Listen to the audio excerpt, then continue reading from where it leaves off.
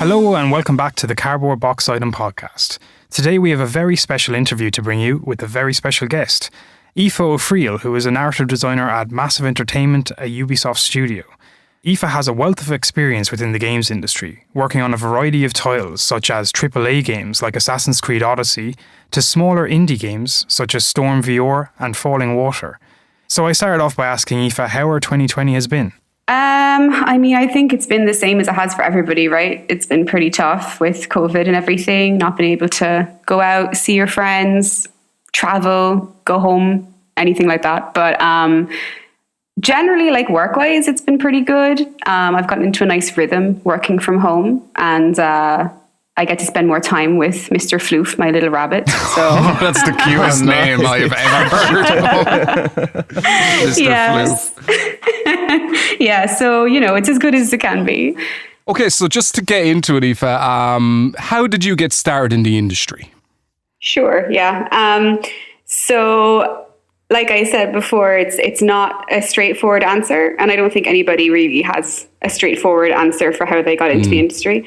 But yeah, I wanted to write creatively, and I was writing my own stuff online, and I met this woman online who said she really wanted to be a game writer.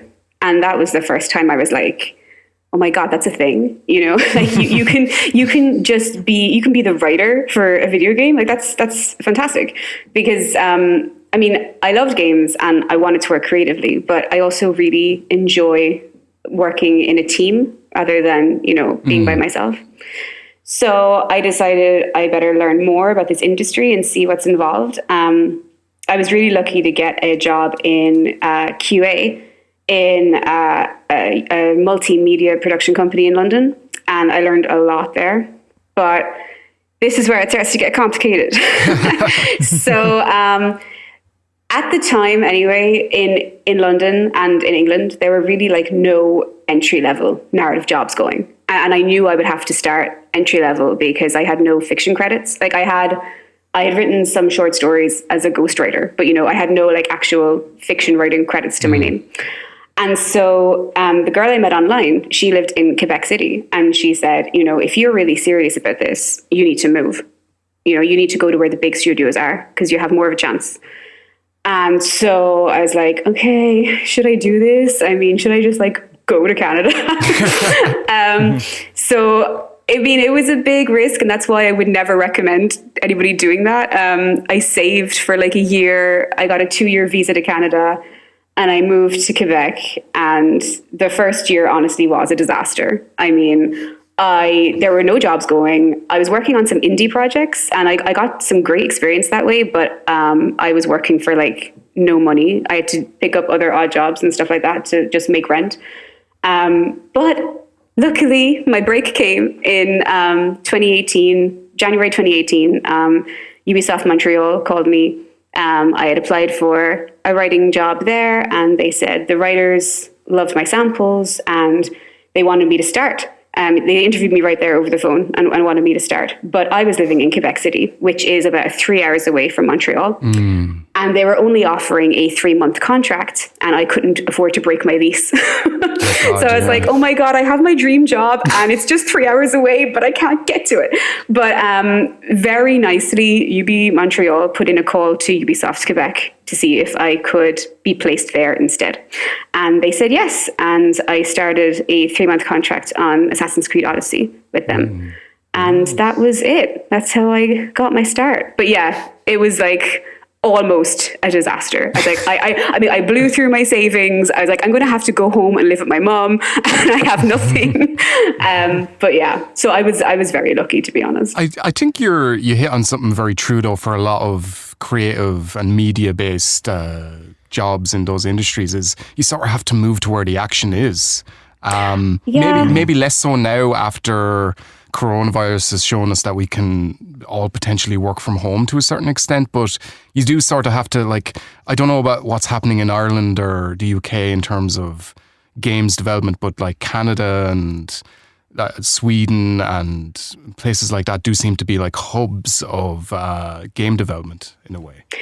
Yeah, I think it's a real barrier to entry, which is a real shame, because if you can't afford to move, or if you have dependents, or if you have like a mortgage, you can't just pick up and be, I'm going to go find a job. Yeah. So it is really hard. And I think especially in narrative, because narrative jobs are quite rare.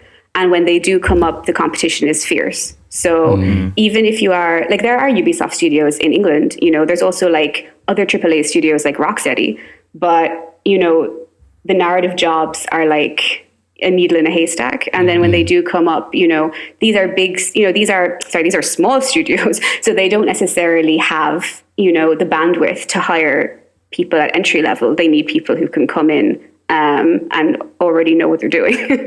So like sometimes there are entry level jobs, but at least when I was looking, I couldn't find any. And I thought the best thing I can do is go to where the biggest studios are. And I mean, I knew somebody in Quebec, which was incredibly lucky for me. So yeah, I know what you mean though. It's hard. Like, I think it's really hard for anybody who wants to work in the industry and they don't live near these studios. Then, what can you do?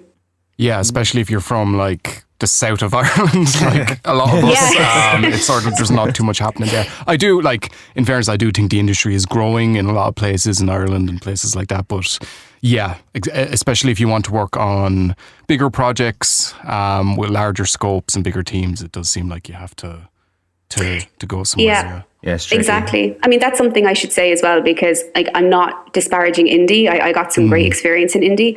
I personally really wanted to break into AAA because I love having that big scope, and I love being part of a big team in a big studio. It's just, it excites me personally.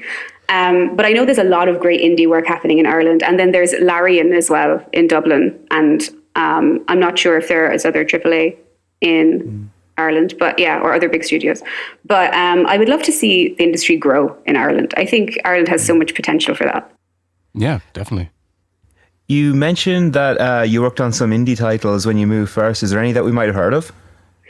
I don't think any of them came out. Oh, okay. A great experience, at least. Then. Yeah, it was great experience. But yeah, I kind of got these jobs again in lots of different ways. Like I found some on Upwork and that freelance site, and I think I found some on LinkedIn. Some of them were bigger teams. I mean, when I say bigger teams, I mean like maybe 5 people. Some of them were one person who was like, I need someone to help me with my story for my game. And yeah, I don't think any of them came out except for one that I had a chance to be a story consultant on after I had worked on Odyssey. Was Storm VR, which was made in part by the studio I used to work QA for. I think that's how they found me. And that is going to be like an episodic game. And the episodes that I helped out on have not been released yet, but at least it's a game that has been released. So I can at least talk about that one. Yeah, that's cool. That's cool. Yeah. Fair play to you, first of all, for like getting a job, especially like being able to work on Assassin's Creed Odyssey. I haven't played that one personally, but one of my friends was saying that the jump in quality in the writing for that was huge. Like it was like Assassin's Creed games usually have like really good branching stories, but they said Odyssey stood out for being particularly good. So hey, well done there. Oh, thanks. Yeah, I think they really kind of solidified their goals with Odyssey and making it an RPG, and taking the series to that kind of new direction. So yeah, it made a big difference for sure. The characters are particularly good in that one, I think, personally, but from what I've seen. That's true. I didn't get to write any of those, but yeah, I totally agree with you. They were awesome. So do you mind if I ask, what exactly, you're a narrative designer at Ubisoft. What exactly does a narrative designer do? Yeah, so it's a really interesting job title because that role differs a lot across different studios.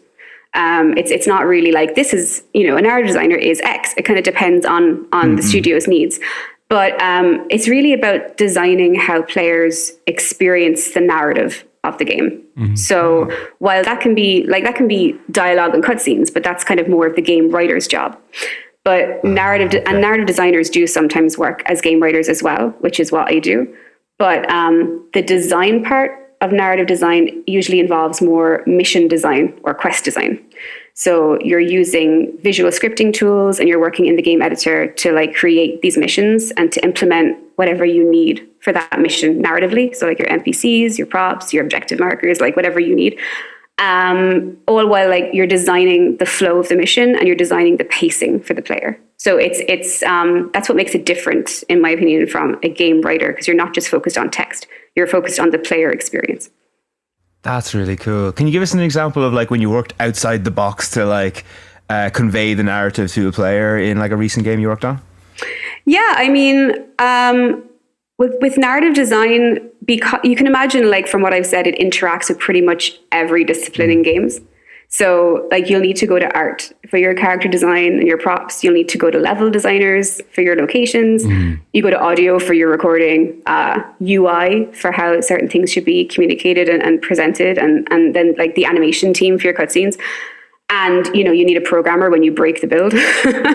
So, yeah, it's all about communication. And like most of my days are a mix of meetings with all these different stakeholders while you're just working on your own content.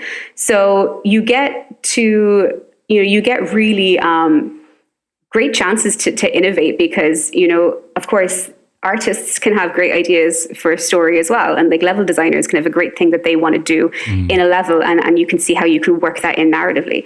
And yeah, it's really about this team approach and working together to innovate and to iterate and to find something that feels the best, which is part of the fun for me because I love working with different teams.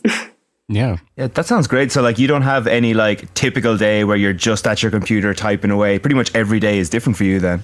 Pretty much, yeah. I mean, it depends on what I'm working on. Like some days might be spent working on the same part of the game. But yeah, you are usually speaking to different people every day about like, I need this, or, you know, can I help you with this? Or, oh my God, I broke this. I think we all in our separate industries have that every day anyway. Yeah. As a teacher, that's pretty bad for me. I just wanted to ask one thing, because like it's such a fascinating role that you do and something that's so unique to the games as an art form, really. But one thing I've read about previously is on Titanfall 2 and on some Double Fine games, they almost have like a game jam type thing where they just make a new level, completely improvised, throw any ideas at the wall, and then some of those get integrated within other games. I think Psychonauts 2 has some of these levels that were just made as part of like fun game jams previously. Do you get to approach a level design that way, or are there certain restrictions that you have to put on yourself within like the context of whatever game you're making?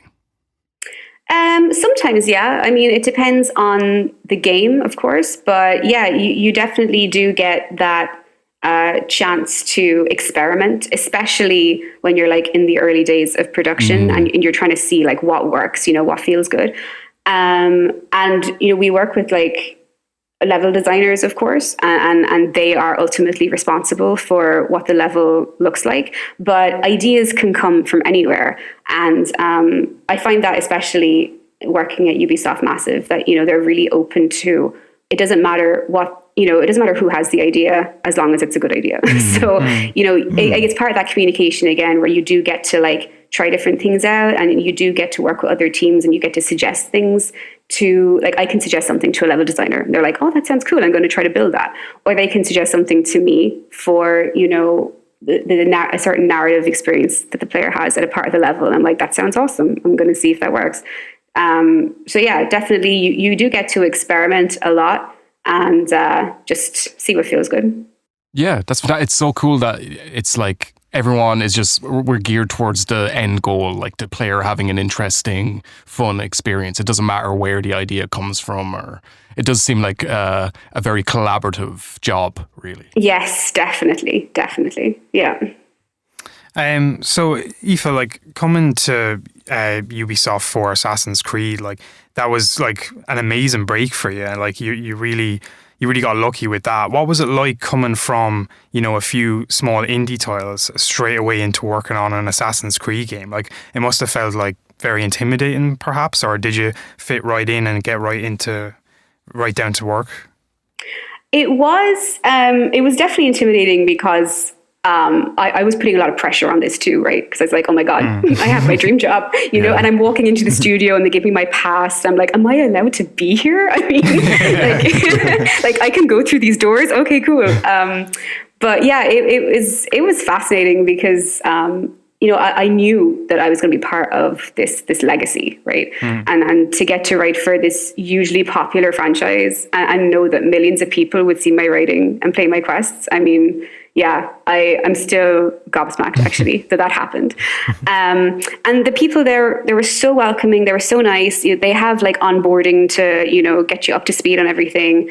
And so I was intimidated because I was so excited. But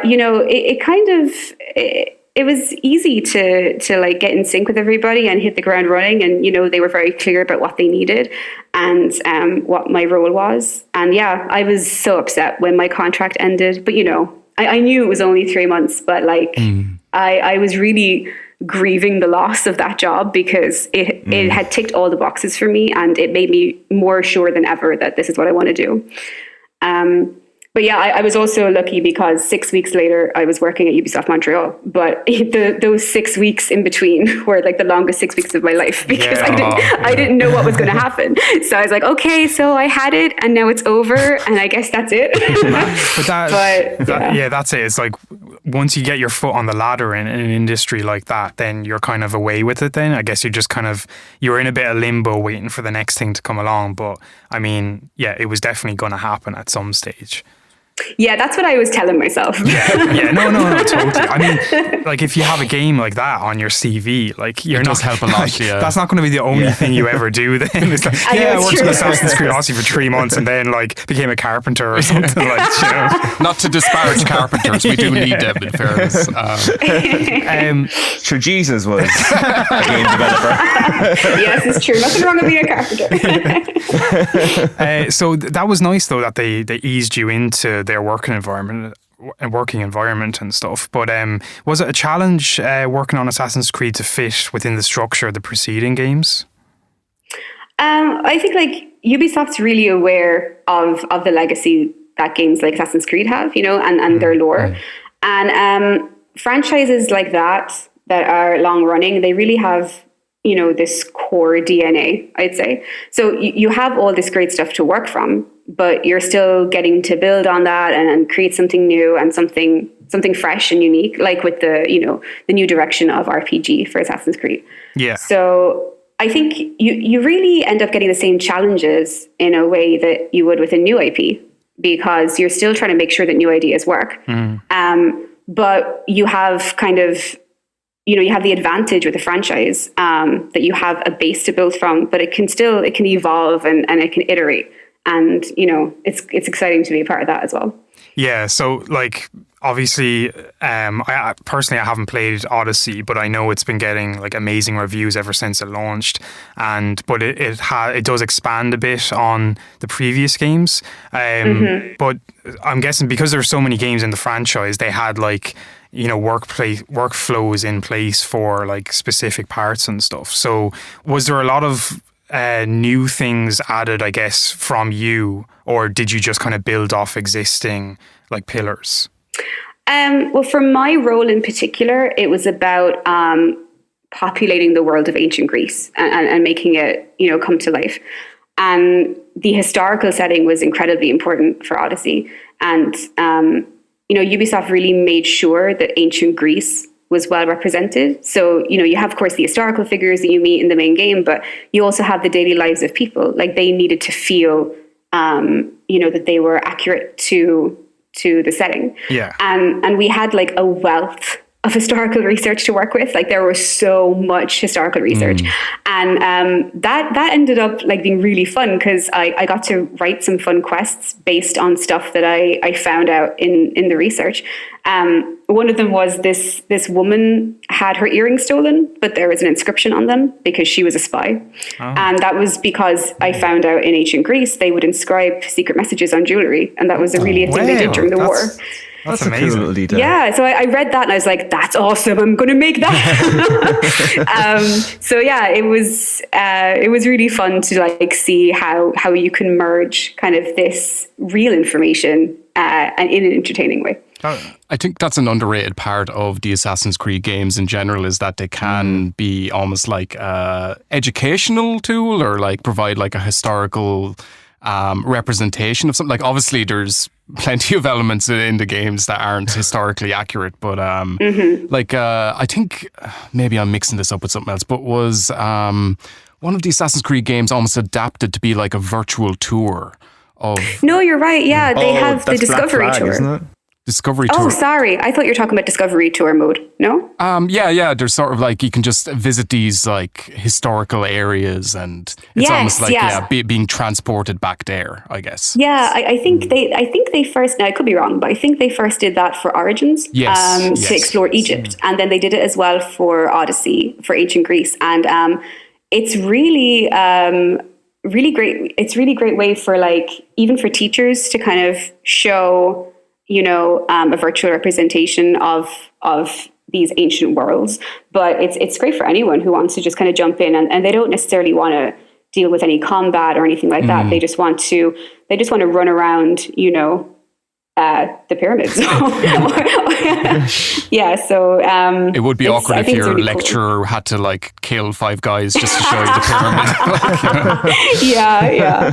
But I wasn't involved in any of the Discovery Tour stuff, but I've seen it, and yeah, I think it's really a fantastic idea. I love it. So you're now working with Massive, and who are Massive, and in scope and size and in name as well. Have you found that like working in different AAA studios, for want of a better term, like do they all have their own sort of workflow, their own vibe, or are there like a lot of skills that you can transfer over and it's easy to transition between one and the other, if you get me? Yeah, I know what you mean. I think because the 3 studios I've worked at were all Ubisoft studios, I can't speak for AAA in general, but there are different vibes to them. Like I think Quebec had about 400 people when I was there, and then Montreal has nearly 4,000. Wow! So it was a big jump. But again, you are kind of working just very closely with your own team and your own little corner of the dev floor. So I didn't even really get that feeling of I'm in a building with like 3,000 or 4,000 people. I was just working with my own team. But all of the internal practices are still the same because it's still Ubisoft. So you have the same internal tools, the same structure and the same core values. But I think Massive is really interesting because it retains a lot of its own identity still as Massive Entertainment. So like they've merged with Ubisoft values and policies, but they still have their own Massive values, and they're still really proud of the history of the studio and where it's come from and where it's going. So yeah, you get a sense at Massive of this history and this legacy, even though they're now still part of the Ubisoft family and they follow all the same kind of workflows and things like that. It is, yeah, I guess that like that unity of having a load of studios under the Ubisoft umbrella means that there are things that are common among them. So if someone is moving to another country or wants to transition to a different role in another studio, that means it's like more open for them to do that in a way. Yeah, definitely. I mean, it's how I ended up making the leap from Montreal to Massive because, like I said, I went over on my own 2-year visa, which meant that Ubisoft couldn't renew it for me. They had to apply for a new one. And Yeah, God, that was some hassle. The international mobility team at Montreal were fantastic, and they did everything they could. But there's no speeding up the immigration process, No. And so they said to me, "Look, you'll have to leave Canada when your visa's up, and then in maybe 9 months to a year, you could come back." I was like, okay, or or you can apply to Ubisoft studios in Europe. And, I was like, if I have to move out of Canada and then do nothing for a year and move back, I would rather work at Ubisoft in Europe. Yeah. And so I interviewed with Ubisoft Massive, and luckily they made me an offer. So I was able to go straight from Montreal to Massive. But like you said, because it's all Ubisoft, so many of the workflows and the practices are the same, and they have a strong internal relationship between all the studios. So it was probably an easier transition than it would have been to go to another studio entirely. Yeah, fantastic. That's so nice though. They obviously really valued you to just offer you that position in a different studio. They didn't want to leave you hanging out to dry, basically. Yeah, I mean, of course, Massive still had the say over whether they wanted me or not. It was just like, you could take this one.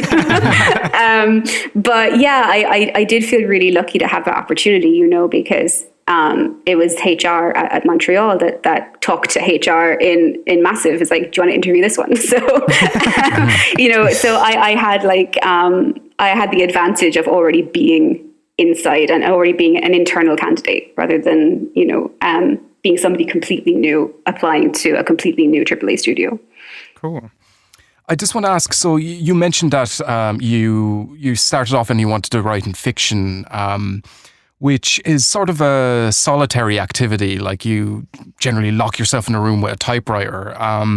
Did you find it's difficult to position yourself more as a collaborative, team-based writer, or are there elements that you love from one and hate from the other?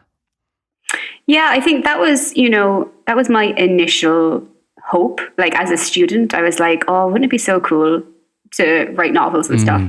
But it was like such a lofty career goal. I didn't think it was possible for me to be able to do something like that and make enough money to survive. But also then as I did start writing by myself, I learned more about how I like to work. Because I thought that I would prefer to do it by myself. When I was a freelance writer, I worked alone. And I didn't really like it that much. I preferred when I had an opportunity to work with a team and to bounce ideas around with different people. So that's what made game writing so appealing for me. Aside from, games as a medium being really interesting, it was also the chance to work with other people, hear other people's ideas and to build off each other's ideas rather than just being on your own.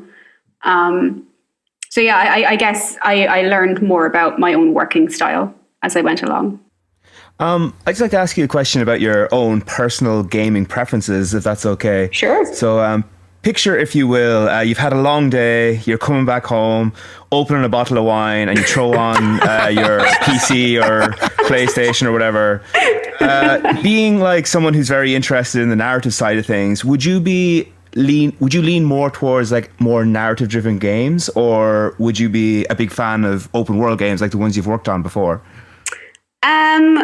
I'd say both, which is probably a really boring answer, but yeah, next question. We're done here. Bye. Because I mean, I love narrative games, of course, and I'm really interested in the way different games tell stories. But I think you can get those experiences in big open world games too. Like The Witcher 3 springs to mind, I love that game personally. And you do have a strong core narrative, and you do have a defined personality in the protagonist of Geralt. But it's still an open world, and there's tons to do, and plenty of side quests and plenty of things to discover. So you can kind of you can fine tune the experience, I guess, to what you feel like doing. Do you want to go off and do this big main mission, or do you want to just explore this part of the map for a while and chill out? So I think both are possible, even in the one game. Yeah, I'd imagine it must be fairly tough.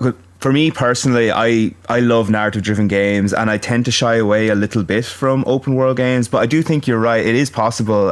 For me, Far Cry 3 is a game that jumps out to me. That was a game that did a great job of making a really good story and like an open world that like didn't intrude too much on the central narrative. Is it really tricky because there's such a playground to play in with Assassin's Creed Odyssey especially? Is it tricky to kind of keep players focused on the main story and not just to get lost in a massive world? Or yeah, I think it can be difficult, but mostly in terms of tone, because like you kind of get that with a lot of open world games where the main story is, you have to save the world from destruction. But at the same time, you'll have a side quest that's pretty casual and relaxed. And it's like, it's at odds with the urgency of the main campaign. But Odyssey. I think it's tough to avoid that because you want to provide players with that range. You want them to have different activities. You want them to be able to take a break and enjoy quests with a slower pace or a different vibe. So I think ensuring that still makes sense for your overall narrative and your main character, that can definitely be the tricky part. And it's harder for some games than it is for others too, because it comes down to the role of the protagonist. Like, I think, again, to use The Witcher 3 as an example, but Geralt is a witcher, so he needs to make money and he needs to take contracts, and that just makes sense for him. Even with the, the urgency of him looking for Ciri, and sorry if there are spoilers for anybody here, but like, even though he has that urgent need, he still needs cash, and he still moves through the world as a witcher doing a job. So, his side quests make sense and they don't detract from the main campaign. But just to go back to your question a bit, I don't think the role of the main campaign really is to drive players forward and not allow for distractions. Because an open world, you want players to explore and you want them to experience the full depth and range that the world has to offer. So if you have this huge game that has hundreds of hours of content and you're like, oh my God, do I even want to do all this? But like, you could come back to the main mission and be like, what am I doing? I don't remember. So I think the main campaign needs to work as a clear guide with clear goals, so you can pick it up again in a week or a month or a year. But it's not to detract from you getting distracted, if that makes sense. Yeah, I totally agree with you. I think it's really funny, actually, you mentioned The Witcher, that it does make sense for him to need to earn money. I'm thinking of like a few JRPGs I've played where near the end of the game, you're like, okay, the world is about to explode, but we'll take 5 minutes out here to breed rabbits in the corner. And then we'll go back to, because that's a common thing in so many JRPGs. But anyway. Just off the back of Steve's question about like open world games and stuff, and obviously how immersive they are. Like, typically in open world games, very much like Assassin's Creed Odyssey, there's a lot of incidental NPC dialogue, like overheard conversations and that. How important are these for making a game's world feel alive? Yeah, I'd say they're extremely important, and yeah, I might be biased because I get to write some of them. But like you said, they make the world feel alive, right? Yeah. So you want to get the sense that the NPCs around you are actually living their daily lives, and that the world continues on without you, even after you leave that region, or even after you put down the controller. Like, you want to feel like it's a real place.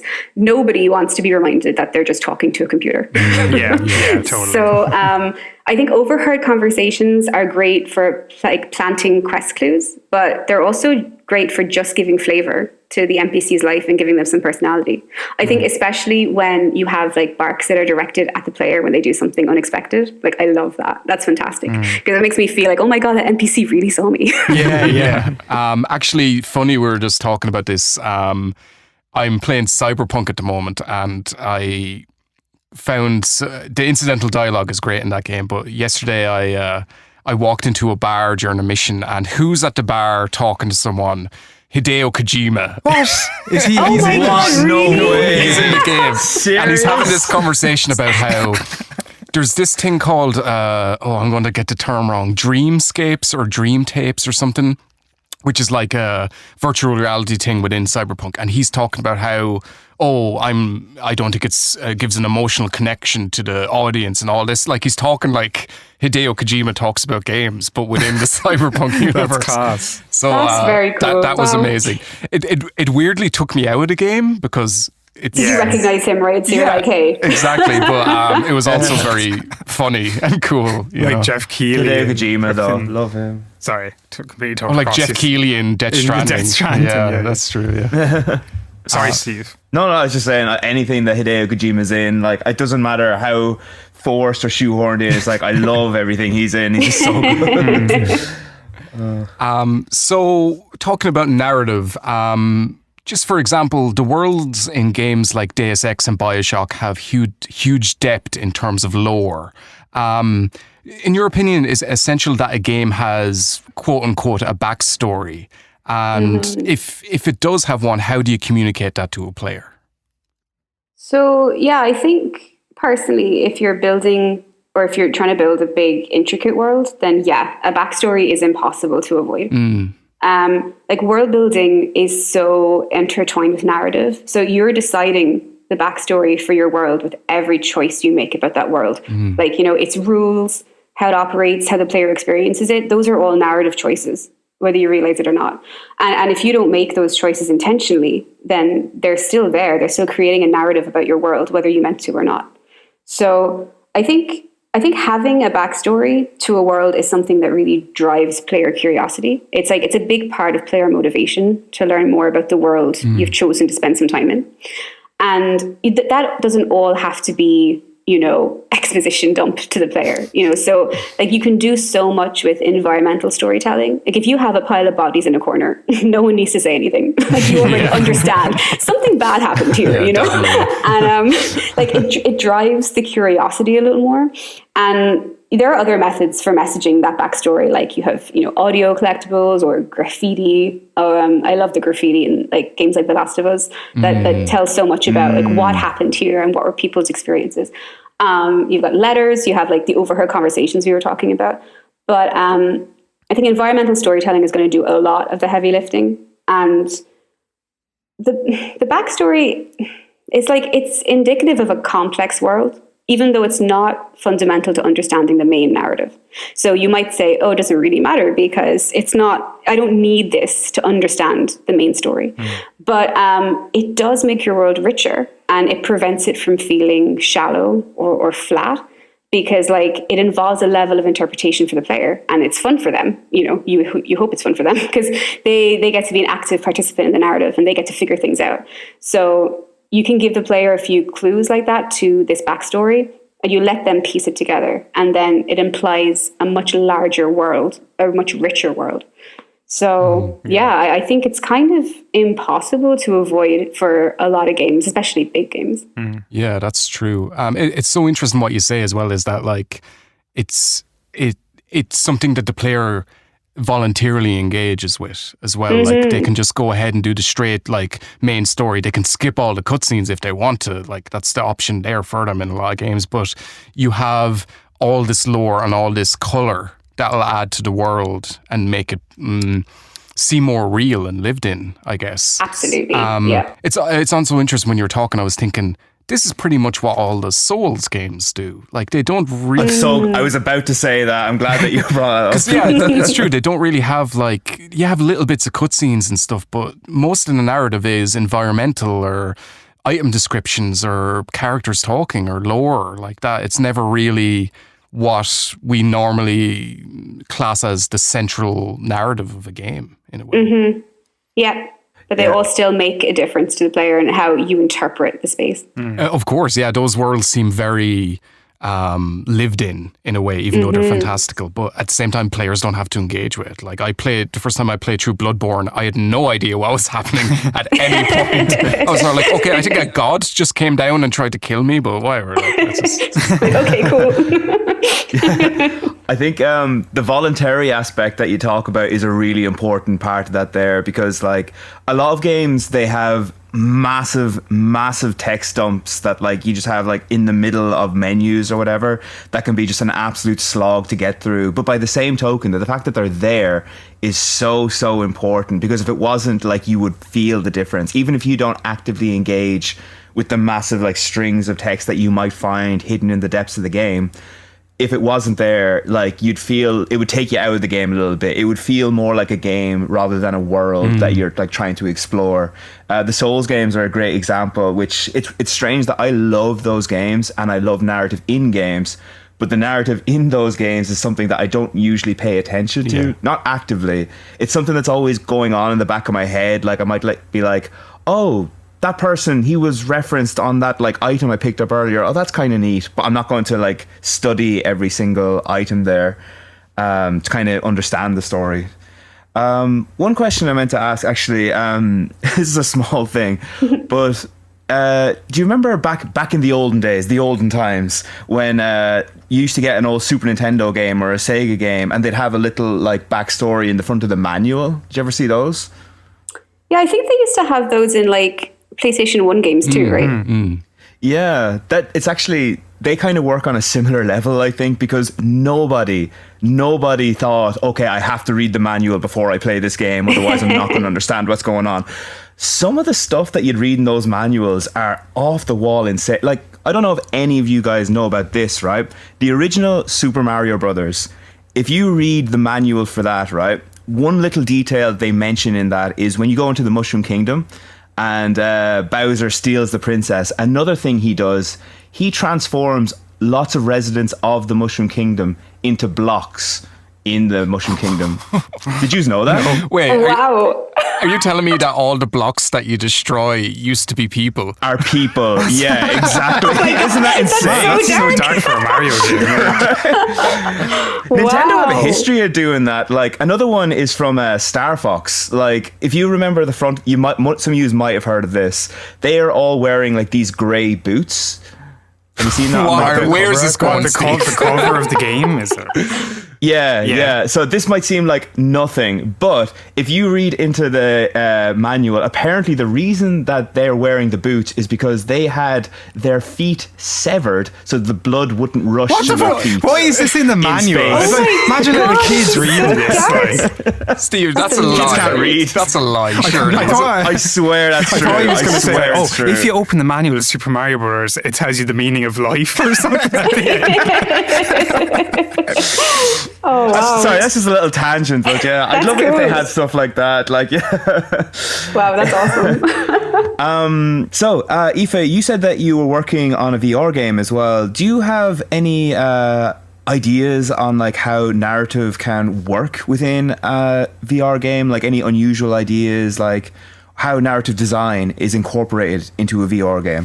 Yeah, I mean, with my role with that was, again, very brief. I was basically a story consultant.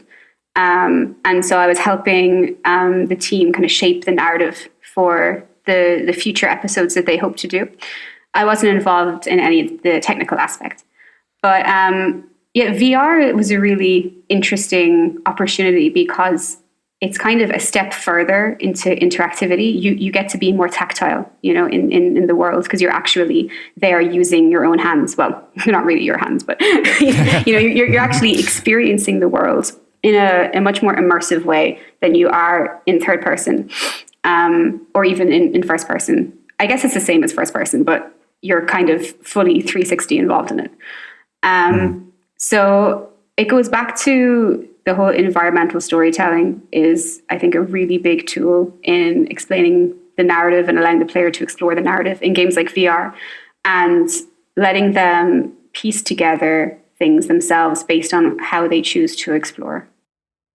Yeah, I think in a VR game, like there's a real emphasis on environmental storytelling that, like, if you fall back on traditional storytelling tropes, like say you find a letter or a note or something, it might almost take you out of the game a little bit because it's a little, I don't want to say archaic, but like, you know, it's a little more reminiscent of like, you know, maybe AAA games from the PS3 era, PS2 era. This is how we did storytelling back then. So if you do it here, it kind of takes you out a little bit.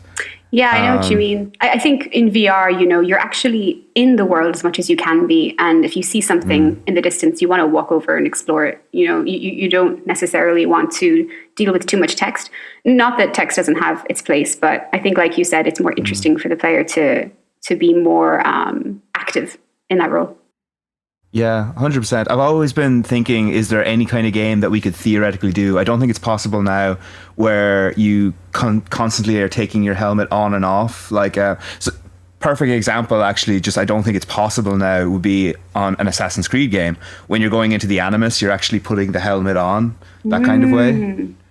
But I just don't think the technology is caught up with us yet. I don't think it's something that we could do. Maybe. I mean, who knows what games will look like in the future?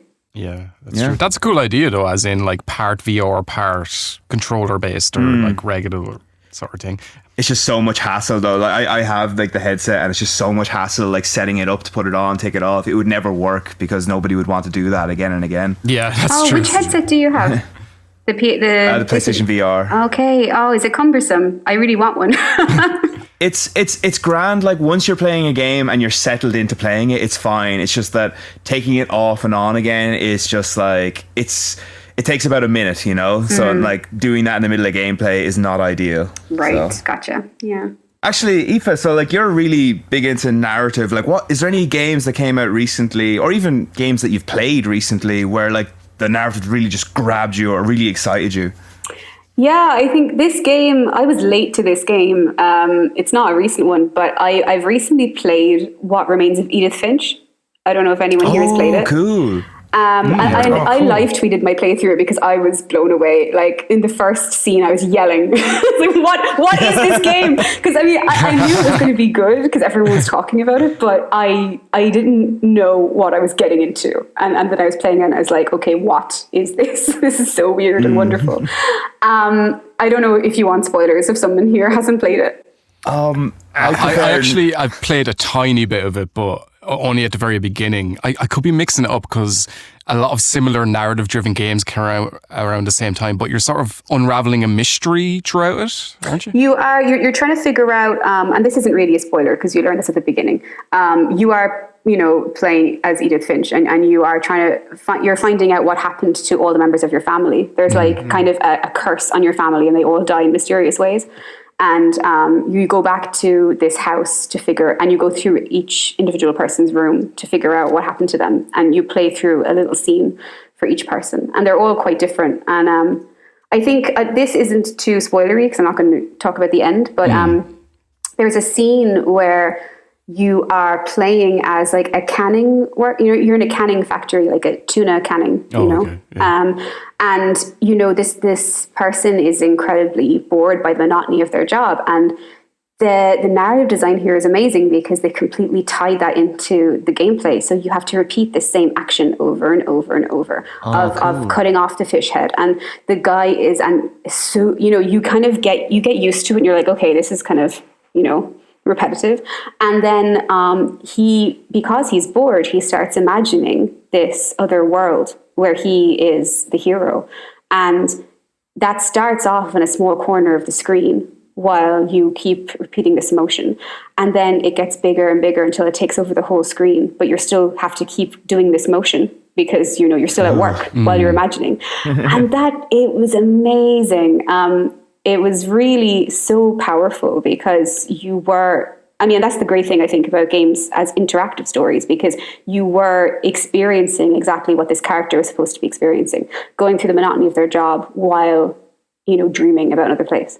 So yeah, it was fantastic. That sounds amazing. Yeah, it's that's exactly what a daydream is. You're doing something monotonous and it starts to creep into your, like literally what you're saying, the corner of your vision, and then it encompasses and you're just sort of lost there, and then like you suddenly snap back to reality. And I thought it was so clever. And I mean, I think when I tweeted about it, then people were like, "Oh yeah, that scene." Like that's the one that like people remembered. But yeah, it's a fantastic game. Like there are plenty of scenes in that I could talk about forever, but I don't want to spoil it. Okay, yeah. Sorry, yeah. Unless you want me to. Yeah, I was Spoil it sort if of you like, want. can we spoil it or not? But I'm actually very intrigued now that I you would said like it. to play that as Yeah, well. yeah. I actually, I really want to play that as well. So Sorry, listeners, you just have to go and play it yourself. Yeah, I know. I'm just going to say, for the listeners who have played it, I'm just going to say the baby.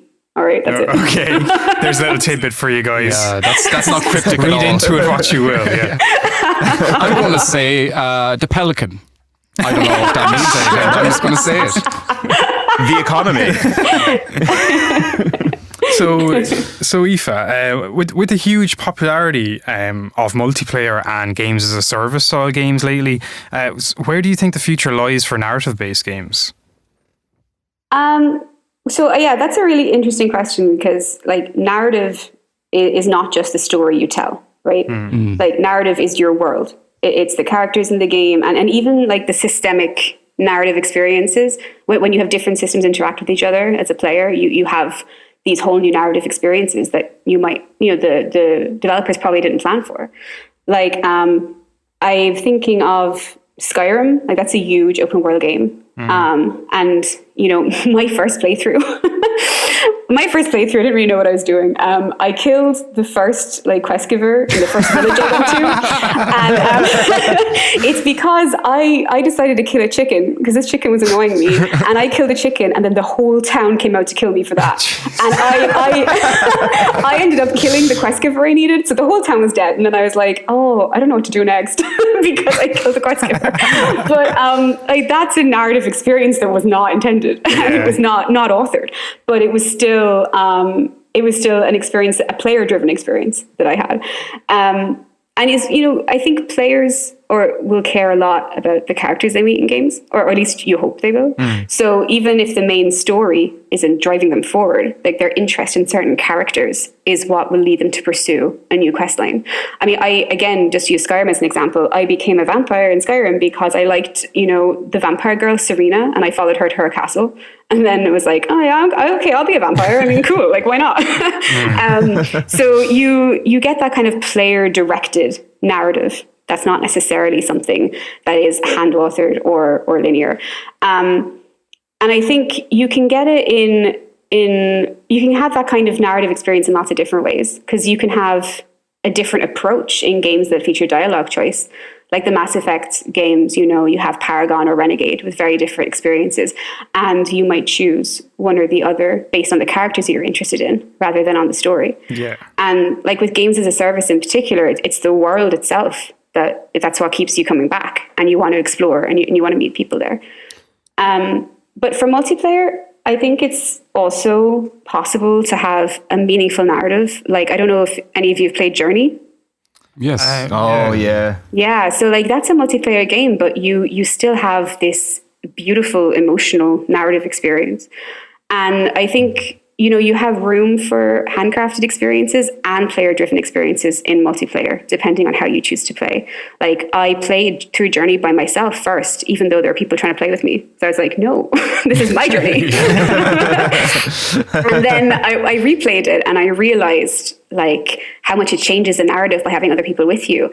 I'm thinking of that wind level scene in particular. There was someone with me that time, and their scarf was longer than mine, and so they helped me get through it easier. This is going to sound so weird if you haven't played Journey. The scarf is important. Just remember the baby, guys. The baby.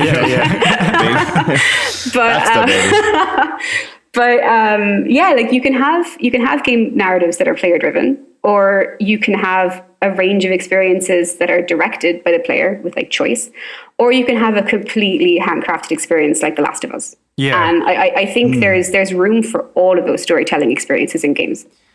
Which is part of what makes games so interesting, I think. Yeah, definitely. I guess it kind of comes down almost to multiplayer versus linear games or narrative or linear narrative driven games, because there kind of seems to be almost, maybe it's easing off now, but a little bit of competition between those two, where I suppose big publishers and stuff would rather push games as a service because they're going to make more money out of it in the long run. But then we are seeing, for example, this year, Cyberpunk being one of them, and also Star Wars Jedi Fallen Order, they were linear really rich story-driven games. I would argue, though, that the line is almost blurring in ways because Cyberpunk, while there isn't other players in it, linear is not a word you'd use. It wouldn't call that linear. No, I understand what you mean. But it's though. not multiplayer. It's not multiplayer, but I think it's like the weird thing about Cyberpunk is it's almost trying to artificially convey that same atmosphere to a player because there's so many things going on around you that you haven't affected. There's like firefights in the street or a car being chased. It's almost like a Grand Theft Auto with other stories happening around you that are just part of the world. Yeah, in other words. very true. And that, like, again, tying back to the incidental dialogue, make things feel more lived in. Yeah. In a way. But I think Aoife's point is great that like we have room for all these within the medium. Like there's no definitely. There's no police for games saying no, you're not allowed to do that. Yeah. I mean, I guess it just comes down to what the consumer wants, really, you know. And I think like people have shown, especially in recent years, that they want a variety. So yeah. Very true. Yeah. I don't know if any of you guys saw, but Sony recently released a survey that they sent out to a lot of players that said that a lot of even though multiplayer is very popular, the majority of players prefer single-player offline games rather than the multiplayer ones. Did any of you see that? I did, and I think it possibly speaks a lot to Sony's audience as well, because a lot of their first-party titles do tend to be more single-player driven to a certain extent. But I think it's great that there's room for more. I think multiplayer games get a lot of visibility because they tend to get played a lot on Twitch and stuff like that. Whereas there are single-player playthroughs on Twitch, of course, like Cyberpunk, we keep going back to. But you have to be aware of spoilers and stuff like that as well when you're doing Twitch. That's another thing exactly. To take into account. It's not quite the same. I guess Twitch thrives on like a competitive thing, seeing someone test their skills against other people or being part of a group in like something like COD or PUBG or Fortnite, something like that. Whereas single-player games don't really offer that, but that is fascinating to see that survey and the details of that. It just shows that, I guess, single-player, more conventionally narrative-driven games aren't going away. Yeah. Actually, on the topic of Fortnite, because you brought it up, they're doing some interesting things with how we experience narrative, because they have, I only recently came across this now, the idea of like events that happen within Fortnite's world. Off the top of my head, I think they showed a movie. I think a trailer. They showed didn't they? Tenant. Interstellar, wasn't it? Was it Tenant? They showed a trailer for Tenant, but they had movie. Inception and Interstellar playing. Isn't that such a bizarre way to watch a movie? So weird. Wow. Yeah, right. But it was a thing. Like, yeah. They do seem to be doing a lot of those kind of like out of game experience. Or I don't know how you would explain that, but it's like cross media, maybe. Yeah, but it's like nothing to do with the game, but it's just in the game world. Travis Scott had a concert within Fortnite as well. Yeah, as well. Sick, yeah. And actually, funnily, Watch Dogs Legion, Stormzy had a music video in the game. Yeah, it's cool. Which is pretty cool. So yeah, lots of things like that happen. I wonder if we can find like an ancient Greek musician to add some music to Odyssey at some point to release a music video. Machine Gun Kelly. So, Aoife, how has your studio adapted to working during the COVID pandemic? Yeah, I think the adaptation was extremely fast. We've been work from home as needed since March. They're following all the local guidelines here in Malmö, like the Swedish guidelines, and they've been really supportive in making sure we're comfortable and we have everything we need to be productive. So it was pretty fast and pretty seamless transition, but I really miss meeting in person, to be honest. And I really miss working in the studio. Like, it's fun and there's a vibe and you can just walk over to someone's desk and be like, what is this? But yeah, it's a shame, but I'm looking forward to going back whenever we can. Someday soon, hopefully. Yes, thank God. Yeah. Has there been any talk now that like the vaccine and stuff is on the table, or? I haven't heard anything yet, so maybe in January we'll get more information, but yeah. I guess we'll have to wait and see. I completely get what you mean, though. I didn't realize how much I would miss the like social interaction part of my job until it was taken away. And especially for something that like your role is so collaborative as well, like just being able to talk to people in person and convey ideas that way is so much easier, you know? Yeah, it's just nicer too, isn't it? Like to have the human interaction and you know, just to see someone's face, because sometimes people won't have their cameras on or whatever, or you're in a big meeting, so you can't even see everybody. And you know, you miss seeing people's face and reading the expression on their face rather than just hearing it.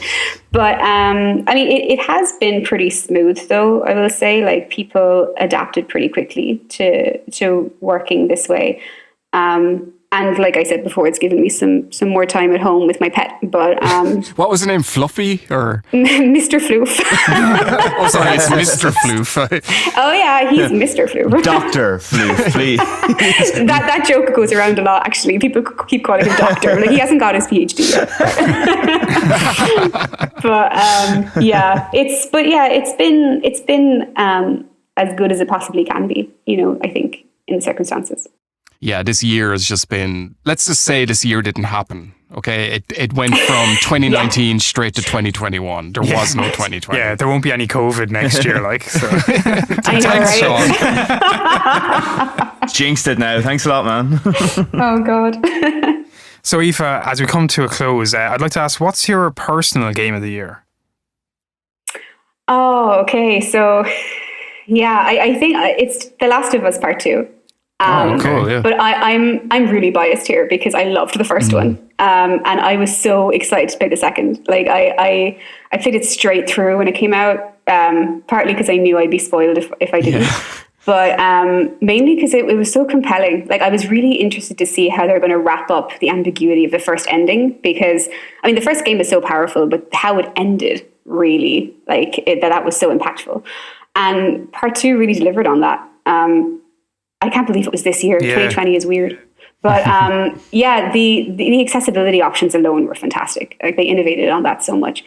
But the narrative, the gameplay, the world, seeing my little Ellie grow up, it was fantastic for me. and they did take some chances with their narrative approach in the game as well, which is nice to see from...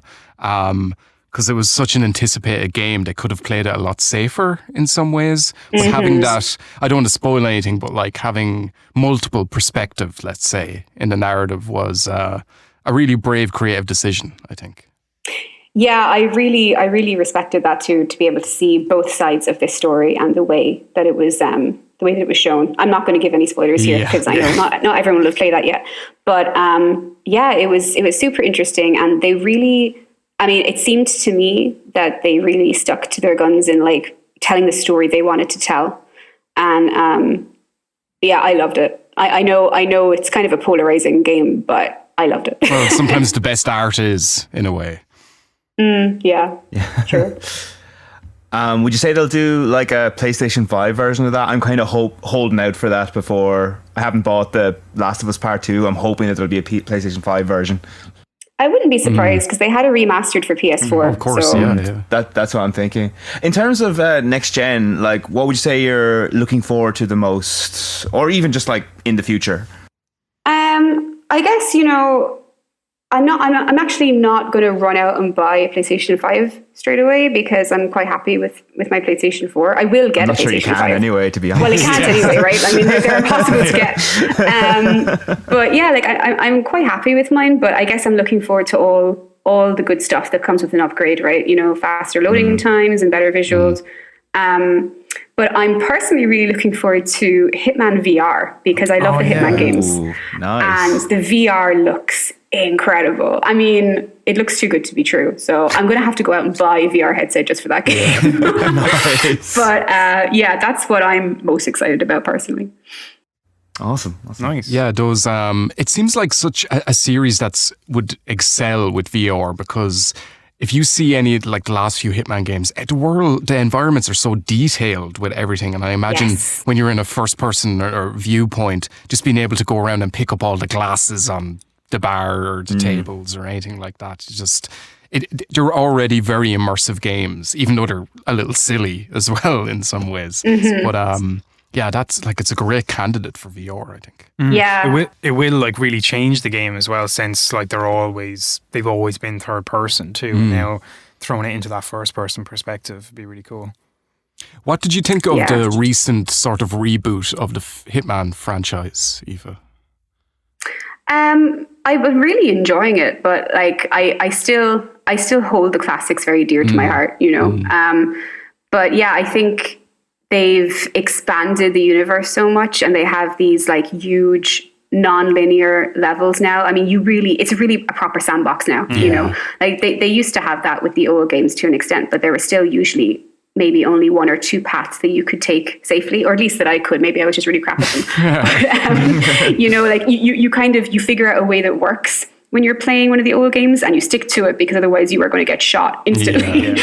Whereas the reboots been made way more realistic, when you have, you know, you'll have guards that will escort you from an area, you know, before they open fire, or, you know, you just have more chances, I guess, to explore and see what works, and figure out different ways to get to your target and all the challenges you can complete. So yeah, I mean, I love stealth games personally, and this is just, it's definitely one of my favorite series. There's just so much you can do with it. Sick, yeah. And I'm very excited to see what they do with the James Bond franchise as well. They recently announced they're doing the James Bond. And it seems like such a perfect fit as well for the type of games they make.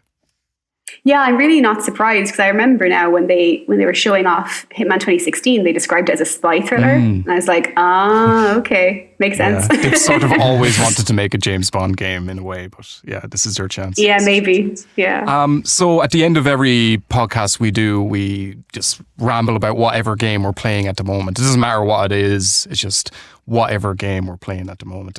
So what are you playing at the moment, Aoife? Okay, so this is going to sound so fake, but I'm actually playing The Division 2 right now. Oh, cool. How convenient. I know. And who makes that? It's massive. I know. I was like, maybe I should pretend I'm playing something else, just so it doesn't sound like. But yeah, I'm really enjoying it, because I don't usually play shooters, but I started playing it, and I finished the main campaign, and I finished Warlords of New York. And I'm on the seasons now, and it's been so much fun, and the gameplay is really fun for me, and the locations are beautiful, and it's kind of really weird for me to play it and be like, I have such talented colleagues. But that's what I'm doing right now, running around DC. You've blasted through it, so, because I played like a load of that as well a few months ago, and I think I'm on. I haven't even done the Warlords of New York DLC yet, but I'm on. Oh, it's really good. Do you know, like, once maybe this is a spoiler, but I'll just say, you know, when the map goes red, so like the last base, that's where I'm at the moment. I just have to do the last base on the red map. Oh, cool. Anyway, sorry, Steve, what are you playing at the moment? So I'm jumping between two games at the moment. By day, I'm playing Stardew Valley. Oh, cool. Which is like, you know, nice and peaceful. And then by night, I'm playing the original Dead Rising. Oh, wow. Cool. Where did that come from? Have you guys played Dead Rising? No, I mean, like, yeah, why did you pick that one up? It was on sale. It was like €5. So I thought, the hell with it. I've been meaning to play that for a long time, so I think I'll just jump in. It's a weird ass game. Really, really bizarre. One of the first things I did was pick up a giant teddy bear hat helmet thing, and then I found a lawnmower, ran over a load of zombies, and then I died. And I haven't played it since then. It's a weird, I don't know if you guys know, the weird mechanic with that is if you die, you can restart your entire game. You have to finish the game in 72 hours to kind of get out of the shopping mall. And if you die, you can restart with all of your stats. So you're starting from the very start as powerful as you were at that point. Oh, that's cool. Oh, nice. Weird little mechanic. Kind of like New Game Plus. Yeah, it is like New Game Plus, I guess. But is it tied into the narrative? Do you regenerate or is it just happens? No, it just happens. You meet all the characters for the first time again, but you're just stronger. So, yeah. Okay, cool. What are you playing, Sean? I just finished Metro Exodus, actually. Which, cool. The third game in the trilogy, which I was waiting to play for so long. Really enjoyed it. That there's like kind of it kind of blends like linear and open world in a bit compared to the last two games, because they were like fully linear. This one, it's still like for all intents and purposes a linear game, but there's like a few levels in it that are more open world, where like you have a hub and you can go like search different locations and things like that. So that was cool. Yeah, really enjoyed it, and I'm actually just playing the DLC on that at the moment now. So How does that game compare to the previous two? Because I've played 2033 and Last Light, and I love those games, but so much of it seems to depend on it being like really tight and claustrophobic. So like, how does it compare? Oh, man, I definitely recommend playing Exodus. So if you get the chance, it's really, really well done. Like even, I mean, I would compare it really to the Stalker franchise, which I've mentioned here before. But it really has, like in the open world areas, it really has that atmosphere from the Stalker games, and like it does its best to like keep you scared the whole time, basically, even when you're in an open world environment. And yeah, so it does it really well. I think it ties in with the last two games really well too, even though you're like, it's no secret you're out of the metro in this game. But yeah, it does a really good job. I definitely recommend it. Cool. Sounds so cool. So, Michael, what are you playing at the moment? Thanks for asking, Steve. At the moment, I'm playing Cyberpunk 2077, and it's like. Yes and no. That's the main thing I have to say about yes and no. Okay, thanks very much for that, Michael. See you later. Like, I'm playing on a PS4, an old PS4, I should say, like 6 years old or something. So there's plenty of jank going on there. Plenty of crashes and bugs and stuff like that, and textures popping in at weird times. But I'm really getting into it now. I'm really enjoying it, and partly because like it's this huge city and it's so immersive and it's so incredibly detailed, and there's so many like little elements that they've added to it. But also, like, one of my favorite games is the original Deus Ex, and it sort of scratches that itch to a certain extent as well. Not just because of the setting, like the future tech and all like that, but also just how immersive and going around like stealing things from people's apartments. Like, I'm going to take this cup and just keep it in my inventory, that sort of thing. Like, I love the freedom of it, and like the different approaches. Like, oh, do you want to do hacking? Do you want to do stealth? Do you want to do action? Like, it's really, it's intimidatingly big at the moment, because I'm early game and there's just so many things you can do. But yes and no, and it's got Hideo Kojima in it, so that's pretty flippin' cool, Yeah, I heard it was reminding people a lot of Deus Ex. That sounds really interesting. Yeah, it's definitely got some of that DNA in it, like a mixture of that and Grand Theft Auto would be the easiest way to sum it up. Yeah, it's a pity the new Deus Ex games weren't better, to be honest. I do like them, but this is like, yeah, scratching that itch, like I said. Well, Aoife, thank you so much for joining us and for giving us that insight into your role Fantastic. At Ubisoft Massive and in the industry in general. Thanks, it's been fun. Yeah, we can't wait to see and play what you're going to work on next. Yeah, same here. Great. Yeah, well, maybe whenever that comes out or gets announced, we can get you back on and we can burn your ear about that project. She'll be too big then. Yeah. Too big to be talking to low lives like us. No, that'd be really cool. Yeah. Great. Thanks, Aoife. Awesome. Thanks.